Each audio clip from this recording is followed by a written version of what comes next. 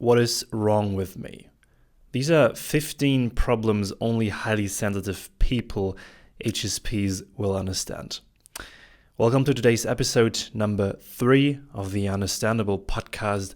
My name is Robert. I'm an HSP myself, and today we will talk about the specific problems of highly sensitive people. Why do I need more time to recover than others? Why do I get overaroused so fast? Why do I tend to cry that easily? Am I the only one with these problems? This is a question that highly sensitive people in particular ask themselves again and again in situations where they find themselves confronted with their individual sensory processing sensitivity. You can deeply breathe, a sign of relief here, because there are at least 1.5 billion other people on this planet with exactly similar challenges. In this video here today, I show you 15 problems that are significant for highly sensitive people like you and me, and maybe you will recognize yourself. So, here we go. Problem number 1. You overanalyze things, especially in social situations. Have you ever entered a room and directly sensed the mood of the people around? You just feel the vibe between the other people and recognize especially nonverbal signs. This is also because you tend to overanalyze things pretty easily. Problem number 2. You can't stand loud noises. This is when you get overstimulated quickly, for example, at a sports event, at festivals, or at clubs. Because when others just getting started or just even enjoy it, you feel like you already need some rest and want to get out of the situation. The third one, your body can recover fast. For example, from sports, from alcohol, from partying. So hitting the gym with heavy exercises 5 times a week or hitting the club every Friday night might not be for you. Number 4, you are resentful and bring up topics again and again. So your body brings up topics, issues, emotions again and again in the future. So your brain works in slow steps and brings up problems again and again in your mind to work on them. It is basically a really helpful mechanism for your central nervous system to prevent your body from overstimulation. Number 5, you seem to be impulsive or even a bit jumpy. This means that you might be totally enthusiastic. You may know this. In the first second, you might be totally enthusiastic about something, and in the second moment, you might be totally exhausted and your mood changes completely. This is because you constantly react to external and internal stimuli, basically from the environment, and process them constantly. So you try to keep the balance of your whole system at any second. Number 6, you take a lot of responsibility for others. So you take a lot of responsibilities for others because you probably sense really well what they need in that exact moment. And because you sense exactly what other people need or feel, it becomes really important for you how they feel, because it influences your mood as well. Basically, often you feel so emotionally connected that you take responsibility for how the other people or person might feel. And be aware that this also creates some kind of emotionally dependency or codependency. Number 7, flirting and dating feels a bit unnatural for you and makes you feel uncomfortable. So you are not the kind of person who swings from one night stand to another. Non-committal dating might be intimidating for you. You might be someone who really seeks deep and genuine connections. Next one, number 8.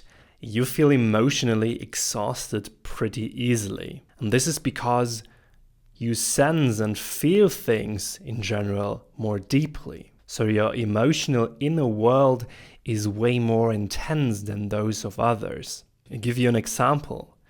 Have you ever spotted yourself just laying on the couch, digesting emotions can feel really dragging, really exhausting to you? So if that's you, you may be a highly sensitive person. Number 9. You intensely react to bright lights and strong smells. Have you ever walked through a street at night and suddenly got totally blinded by some really bright and intense car or shop lights? If these flashing up lights totally interrupted you, then you might know how sensitive your eyes might be. By the way, same for your ears and nose, and of course your sense of taste as well. Problem number 10, you might not be the most outgoing type of person and as well often feel ashamed for communicating your needs. This might be, and you can ask that to yourself, have you been in the past someone who had to over-adapt quite often? Also because you took responsibility for the needs of others first and try to avoid to communicate your own needs. Number 11. You need your own space, and maybe you know that from group traveling experiences or hostel stays. When you hear group traveling and hostel stays, you might already have that horror scenario in your head. So you definitely need boundaries, you need your own space, you need your own door closed at night. 12. You struggle a lot with violence. Even if it's not real, if it's acted, for example, in movies or in series and TV. It bothers you a lot to see blood and violence around. Therefore, you might find yourself avoiding those movies, or even, what many people also do who are highly sensitive, avoiding the news a lot. Number 13. You can't function without proper sleep. That means you need 8, 9, 10 or even more hours of sleep to function properly. You may feel really exhausted and sucked out of energy if you don't get them. Number 14. Moving on after a heavy breakup or an emotional loss is extremely hard for you. And don't get me wrong, I think breakups and emotional losses are really hard for everyone. But I more think about when others feel ready for a new beginning, for a new relationship again. Even after just a couple days or weeks, it could take you months or even years to digest all the emotional pain. So if that's you, you might be a really sensitive person. And the last one, number 15, you struggle a lot with criticism and conflict. So that means maybe you can see yourself in that picture as well. You might have a strong sense for harmony.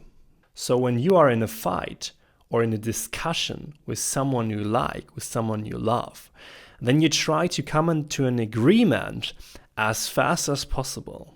Maybe you have this ideal world, and in that world you hope that discussions are maybe even avoidable. And another issue related to that is that you might take things really personally, like personally on a deep level, because you often feel misunderstood. So all these struggles might feel overwhelming and cause fear, even by listing them up like that.